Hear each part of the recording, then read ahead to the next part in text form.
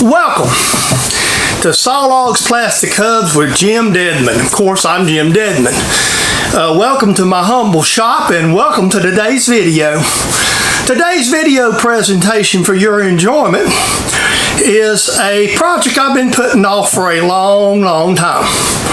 I have a small 1,000-watt suitcase generator that I've owned for probably 15-20 years.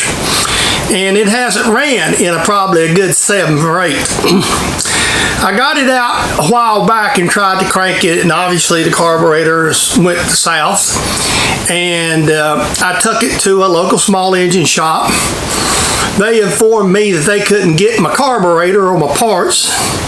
So basically, I was stuck. So they put it back together, charged me a nominal fee for all this, and sent me home. Well, it's been kicking around here. So what I've decided to do, and the start of this video, you'll see it, is disassemble it, see if I can get the model number, and the plan was to see if I could find the carburetor. So at this time, I have a original equipment carburetor found. I was kind of shot a line of bull by one place. I will never send them any work again, and I'm not going to name names to protect the innocent or the guilty. But I will give a shout out to West End Hardware in Gastonia and their parts department, because I did call them and they have me a carburetor ordered. Now, with that being said, we'll get on a little business. Get your chair, your soft drink, or whatever, pull it up, and sit down and watch this video. It's going to be a mixture of machining and mechanicking. And the machining is going to be that I'm going to put a different air filter system on this. So, and again, a lot of this is waiting on parts. So it may be a while. I may shoot part of this, and you may see it in a different time than, different stages. So right now, my workbench is tied up with the engine sitting here scattered. I may have to put it somewhere else. And with no further ado, grab that soft drink, lean back in that easy chair, sit back and enjoy us work on this dead burn generator. We'll see you later at the end of the video. So have a great day. What you're seeing today is today's project I'm going to work on next. I've had this 1,000-watt suitcase generator for a good many years, and it hasn't been used, so I got it out to see if I could get it to run, because there's just some usage I could use this thing for. So it wouldn't. And I take it to a small engine shop, and the problem I'm having is they say that they can't fix the carburetor and can't get one. So the first step involved here is we're going to take this thing apart and see what we got. You can tell I have the cover disassembled off the engine. I have the engine numbers. So I'm going to go in the house and I'm going to do a little internet research on these parts. See if they're available. My first thing is call local shop, see what they tell me. Okay, then I go from there. Okay, now we've got the project. So right there's the carburetor for the generator. That is what I'm going to say I was told was unattainable. Well, it's attainable. It comes at a price, and that price ain't cheap. That particular carburetor was literally $117 with tax for this generator. So we're going to be putting that on here in just a few minutes. Let me kind of raise you up over here where I'm working, and I'm not putting the breather back on. And so right now what I'm going to do is basically get my carburetor on the unit so I can run it without an air filter. Here's the air filter that comes with the unit, and I'm going to install a K&N type air filter on this unit once I get done. I'm waiting on the air filter to get here. The one I'm using is an oilable pre-washable unit that you can get from, we normally run them on racing go-karts back in the day, and I ordered it from a local go-kart shop, so and ordered it from so I should get it within a few days. So we're going to put the unit back together, and then we're going to put gas in it, and we're going to see if this sucker will crank. Okay, I've got the unit put back together, and obviously I don't have this panel over here. It just fastens over the oil on it. We'll have to change the oil in this unit after we crank it up and run it. I'm not going to run it much today. All I'm going to do, if I get it started up, is just to verify that it's going to run, cut it off. So I'm going to go get some no-lead gas, and we'll see. Hey guys, as you can hear, the generator is running. So to show you that the generator is working, and I've had it running, let it run a few minutes. So what we're going to do here is we're going to take the generator and more or less get it ready to go. So hold on to your horses. See how this is going to work this morning. Basically the holes are basically fairly close. It's just a matter of rethreading this to its metric size. So we're going to, there's no drilling involved. This is actually nut-wise size is really close too. So I'm going to, I'll check this one, see how it works once it comes out, and I'll bring you back. Nothing elaborate. Okay, a little further along in the project, this is going to make some sense. Let me kind of see if I can zoom in and get you a closer view of what we've done. All right, that's going right there is good. Now you'll see these nuts are designed to just hook bolts and shafts together. The reason I'm using them because this adapter plate is going to be a certain amount of thickness. So what this is going to allow us to do, instead of making you studs, is just use these for nuts to tighten up with inside the adapters and all that. So that's kind of what the plan is. There may even be some countersinking involved. I don't really know till I get into the machining of it, but I do know I needed these.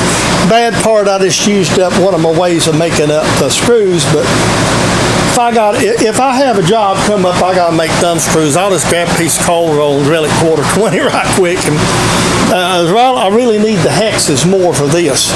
All right, now I'm going to move on to the next thing I'm going to have to make up. Right here beside of the generator is the next part of the project. This is what they call an 8x20 oil filter. It's sort of made like a K&N type filter that you would see in a car. And we're going to take this piece of aluminum and make an adapter that's going to fit over the carburetor. So that's going to be the next step of the process. Okay, now, this is not a real complicated bit of machining. So all we're going to do is I've got me a piece of aluminum here fixed to do this adapter. On the parts that these are usually made for, they have an adapter, and back in the day it was a Briggs & Stratton. It basically bolts up over the carburetor. So what we're going to do is sort of duplicate it for our application. So since they don't have this isn't designed to go on a Briggs generator, we're making it. So what we're doing is a simple face and OD first. I already got a lint set back, so I'm cleaning the face up. We're going to turn the OD real fast here while I got you on camera.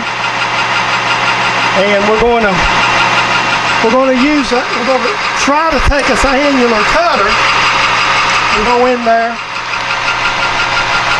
and cut the bore, do the diameter of the bore with the angular cutter. Really, that's not too much. Not quite enough. Alright. So I'm going to turn this back, taking the stem cut to see what OD I can get. I already have the OD wrote down here, so it's got to be 2 inches 450. I think it's going to be what we want to push this in. So I can take it probably in one pass. So I'm going to get my indicator because I've always struggled with this. I'll bring you right back when I set it up. You know, what I'm going to do, the reason why I set it like this is, excuse me, I'm out pretty much on my travel. So I'm going to go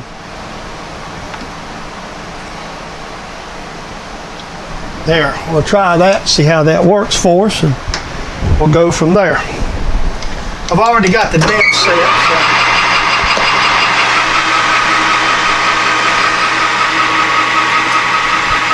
Not that deep a cut, we'll break some chips this way.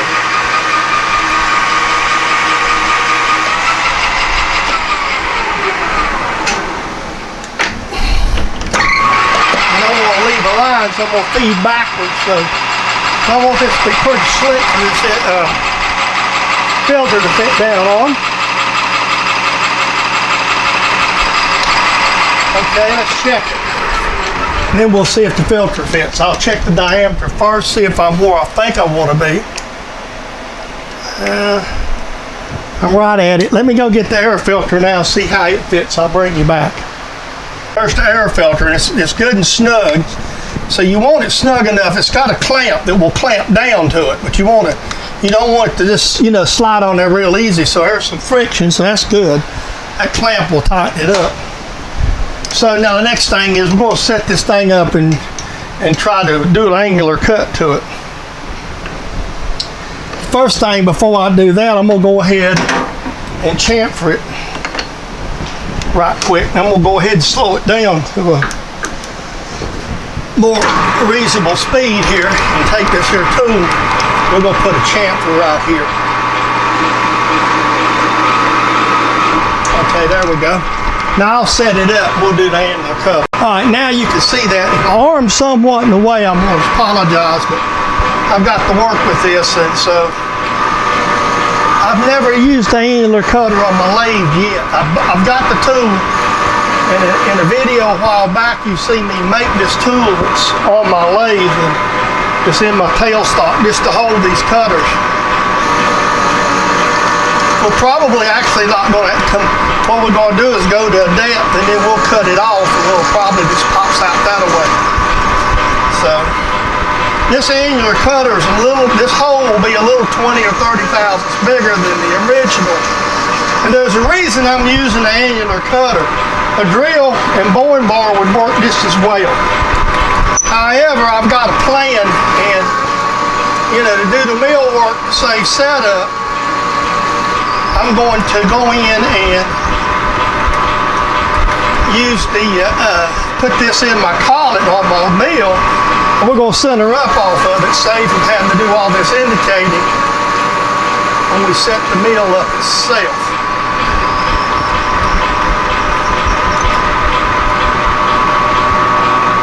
A little deeper. I want to make sure I'm all the way.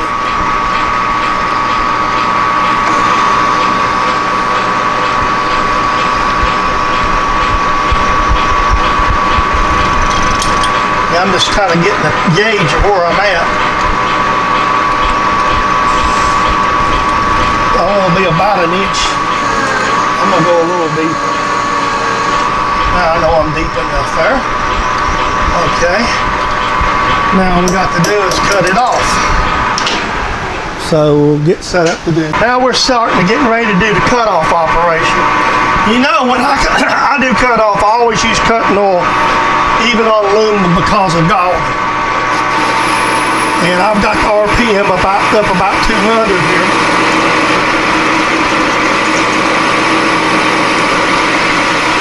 So, and I've got it power feeding it in there, by the way. Tell you what, let me just do this. I'm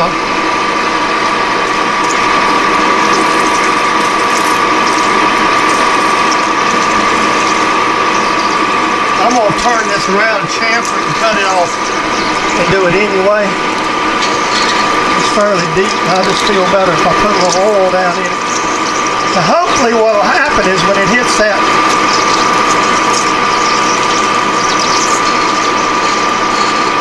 angular cutter. I've never done this like this before, so if you're watching the first time that I've done it, there's no extra take in this. So we get down to the angular cutter, hopefully that's just going to break loose and pop down. It does like I expect it to.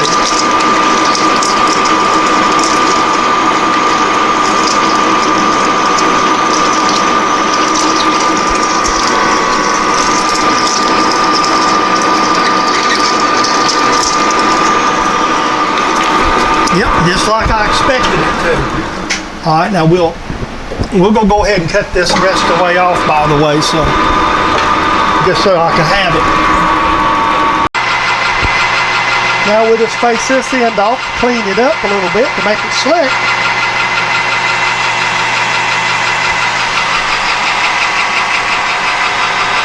And it's ready to roll for the meal.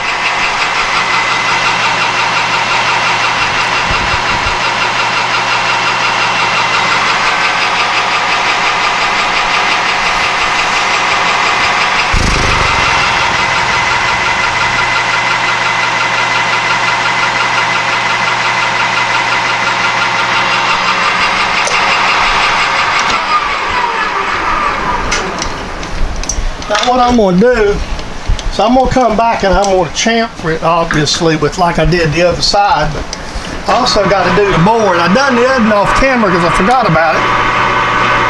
But this just barely gets in there. It gets me a good quarter break with this deburr tool. Then off camera I'm going to run and put the other tool in and break the corner. You see what I've done now? I've used the angular cutter to create me a zero. This way I ain't got to fight my zeros. I've basically got my zero positions that I need to mill from. The reason behind that is fairly simple. That way is it as accurate as indicating? No. But as long there's some play in everything. This has got about 10 to 12 thousandths play in it. So the idea is I'm close enough because this isn't something, the whole pattern is more important than this being in the center. Now if this really had to be concentrated, very close to center, like, for something really critical, yes, you'd indicate it after you've done this, obviously. And I apologize, but I had to do a little figuring. One of the things for something like this, you don't have a drawing to establish your center lines. So what I did is I basically went to my older carburetor and done a bunch of measuring and figuring. So basically what I've come up with is 1.450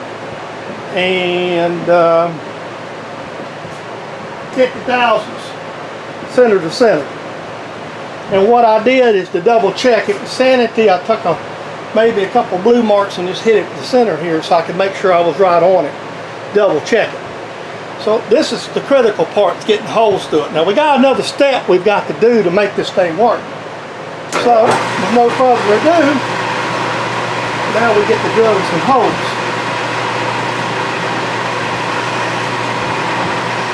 Now this drill's a little bigger because that'll give me some slack, but it isn't as big as the carburetor. The carburetor actually had oblong holes, and that was part of the problem. And the reason I'm not going to deburr this is we got to go in here and do something else to this to make this work. Because if you remember right, the studs will not extend this far. So we've got another opportunity here we've got to work through. So the very first thing we want to do is get these holes in there. The holes is for the alignment. This keys everything. So this gives us a chance to key up everything we want, and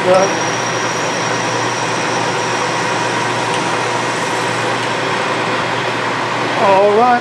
If you noticed, I've taken the 1, 2, 3 block out. Okay, now all I got to do is move over the other 735 thousandths to drill the other hole, which I'll do off camera. All right, what we're going to do is I went in and I picked my end mill. What I'm going to use is a 7/8 is basically a 5/8, just to give us some clearance. So I'm gonna go into my what will be my zero, which is 720,000.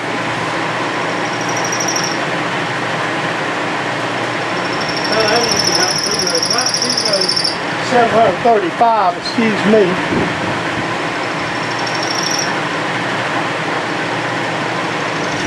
So we're going to go into 735, which will be the center, this way. And we're going to go, we got to go down 720. So that 735 is to give us some clearance. I'm going to actually go ahead and go to 740 both ways to give us a little more clearance.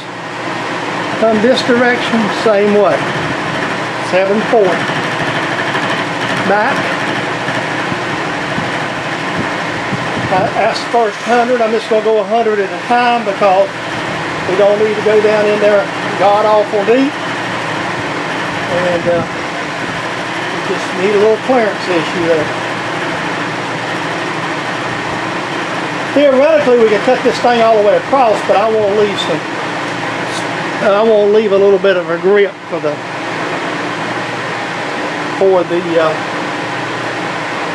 filter. Theoretically, I could put this back in the lathe and mill it and bore it out. But I decided instead of doing all that jazz, that we would use this method here. That way I've got more grip area. I'll bring you back when I get her down to the finished milled area there. Okay? All right, I'm going to let you see a pass. This is 400 thousandths, approximately halfway.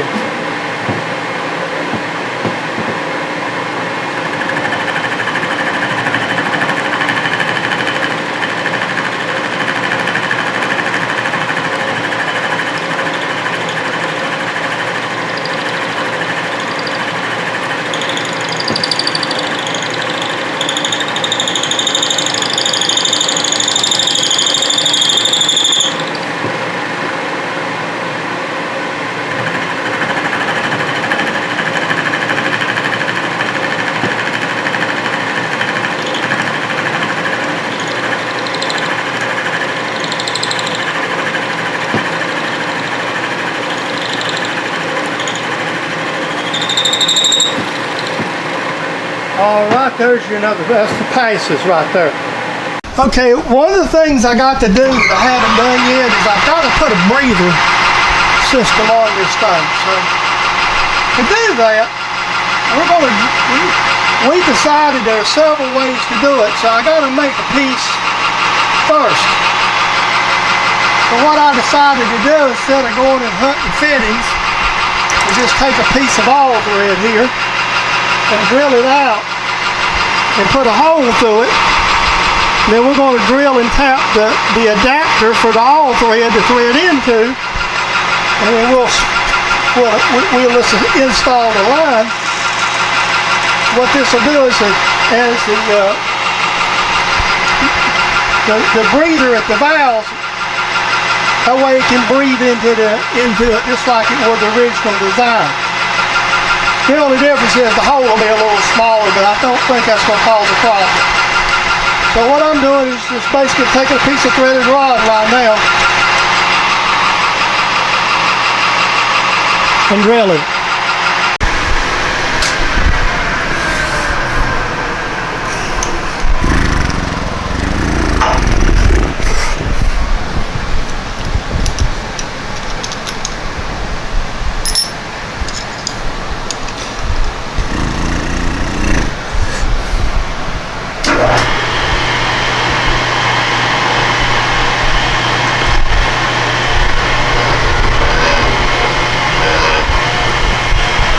There we go, we're coming out with the power tap now. We'll put a little chamfer on this, and this will be done, be Loctited, ready to go into the unit. This is the last step right here in machining, right here for all we got to do. Do a little deburr work, we're good to go. I hope my buddy Everett's watching this video. But there's the completed adapter. It's all bolted in. the bolt will hold this really good. I did make one change. Earlier in the video, you see me drill and tap those studs, which I thought I was going to need, but evidently after I got to this point, that's a case of designing on the fly and you make changes. So now I've got it changed to this. So all I got to do is install the breather on, and it slides on just like this. I've already made some clearance right here. All I got to do is tighten the breather up, and we'll go outside and we'll test it. Well, there is my hot rod generator. I got the carburetor back on it, breather back. I got a better breather system on it. I did oil that breather up good before I put it on and clamped it down. There's nothing to see there. It just bolts to that adapter. That's what the adapter is for, to clean it up. So right there is my hot rod generator. And now I've got one to use if I need it. So that's the whole purpose, to get it back to running where it's useful. We have a tire outage and we got a freezer. We can always it'll run a freezer or refrigerator. And that was the whole reason I wanted to fix it for.